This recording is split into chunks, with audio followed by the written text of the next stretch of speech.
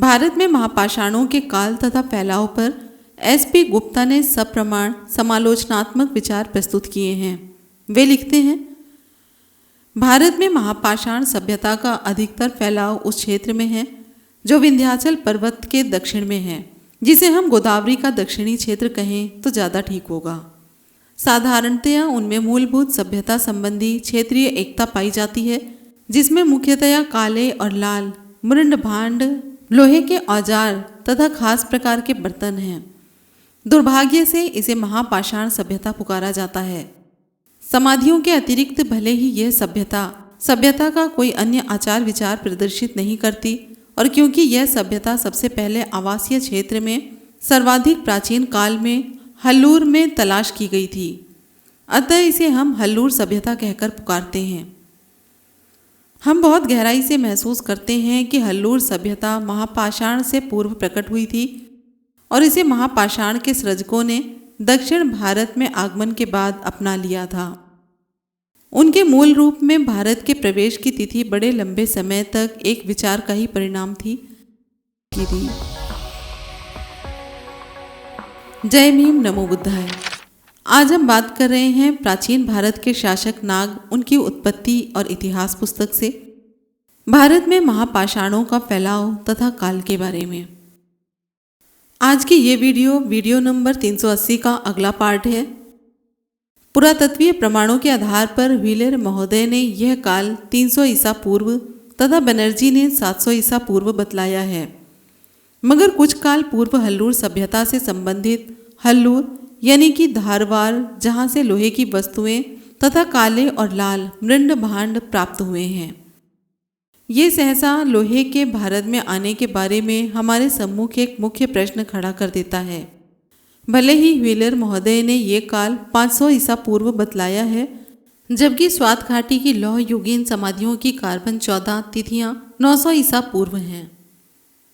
अंतरंजी खेड़ा, जो कि उत्तर प्रदेश के चित्रित सलेटी मृद भांडों PGW के स्तरों की 1025 ईसा पूर्व, राजस्थान में नौह में काले काले मृद भांडों की 800 ईसा पूर्व है। अंतिम तौर पर यह आगमन की तिथि 1000 से 800 ईसा पूर्व ही आती है। इस प्रकार उत्तर तथा दक्षिण भारत में लोहे की आगमन की तिथि 1000 से 800 ईसा पूर्व निश्चित की गई है। अतः हम इस परिणाम पर पहुंचते हैं कि दक्षिण भारत में लोहे की तकनीक उत्तर भारत के स्रोतों से बिल्कुल अलग और स्वतंत्र रूप से आई है। यह असंभव नहीं। कारण है कि दोनों क्षेत्रों के औजारों का आकार प्रकार आश्चर्यजनक रूप से भिन्न भिन्न है। इसलिए हम अंतिम रूप में इस परिणाम पर पहुंचते हैं कि 1000 से 800 ईसा पूर्व के मध्य हल्लूर में पहले हल्लूर सभ्यता स्थापित हुई तथा उसके बाद महापाषाणों के सृजनकर्ताओं ने वहां अपना निवास बनाया। हल्लूर सभ्यता को स्थापित करने वाले वे लोग थे जो आर्यों के सिंधु घाटी के शहरों पर आक्रमण के परिणाम स्वरूप 1600 ईसा पूर्व में दक्षिण दिशा की ओर भाग खड़े हुए और गुजरात में उन्होंने लोथल के निवासियों से काले और लाल मृण भांडों का प्रयोग सीख लिया था। जब वे 1200 से 1000 ईसा पूर्व में पश्चिम एशिया से लोहे के प्रयोग जानने वाले व्यापारियों के संपर्क में पश्चिमी तट पर आए तो उनसे लोहे के प्रयोग की कला सीख ली थी। यही कारण है जब वे 1000 से 900 के मध्य में हल्लूर पहुंचते हैं तो उन्हें काले काले भांडों के साथ साथ लोहे का प्रयोग करते हुए पाते हैं। ये लोग पूर्व हड़प्पाई यानी कि ऑस्ट्रेलियन प्रकार तथा भूमध्य सागर तटीय यानी द्रविड़ तथा बाद के हड़प्पाई यानी अल्पाइन प्रकार के यादव थे।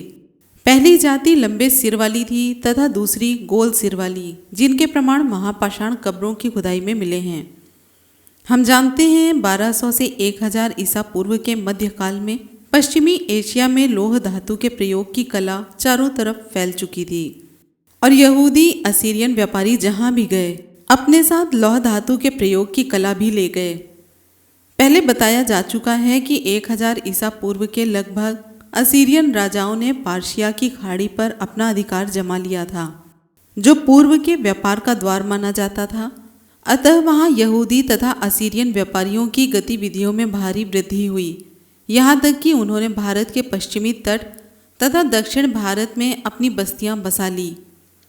यही लोग अपने साथ महापाषाण सभ्यता लाए और यहाँ के पूर्व निवासी हल्लूर सभ्यता के सृजक लोगों के साथ मिश्रित होकर उनकी सभ्यता को अपना लिया।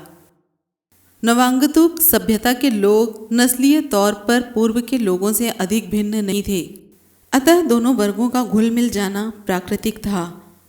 यह विचार मात्र नहीं, पुरातत्वीय प्रमाण इस तथ्य की गवाही देते प्रतीत होते हैं। यही कारण है 1000 से 800 ईसा पूर्व में सर्वप्रथम उक्त सभ्यता को हल्लूर की खुदाई में विद्वानों ने खोज निकाला था। असीरियन राजाओं के आक्रमण से प्रभावित लोग इसी काल में उत्तर भारत में पहुंच जाते हैं, जो उत्तर भारत में महापाषाण सभ्यता को लाने के लिए उत्तरदायी है। तो ये थी एक छोटी सी जानकारी महापाषाण सभ्यता, उसकी उत्पत्ति व नाग जाति से संबंध पुस्तक से। वीडियो के बारे में अपनी राय कमेंट बॉक्स में ज़रूर लिखें। वीडियो पसंद आ रही हो तो लाइक, कमेंट और शेयर करना ना भूलें। मिलेंगे फिर इसी तरह की एक और वीडियो के साथ। जय भीम, नमो बुद्धाय, जय संविधान।